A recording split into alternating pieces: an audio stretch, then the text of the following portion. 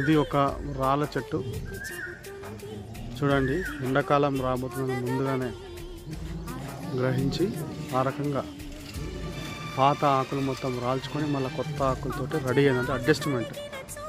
ముందుగా రాబోయేటువంటి ప్రమాదాన్ని గ్రహించి ముందుగానే దాని రకంగా ఎట్లా ప్రకృతి ఎలా చెట్లను ప్రిపేర్ చేస్తుందో చూడండి.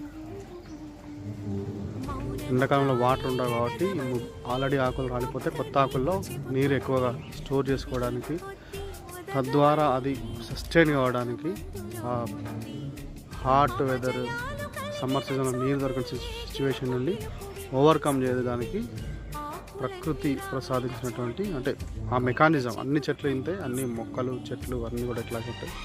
అందుకే ఈ వసంతకాలం ఇలా కొత్త చిగురులతోటి కొత్త పువ్వులతోటి సంతోషాన్ని ఇస్తుంది. ఆ తర్వాత సమ్మర్ నడుస్తుంది.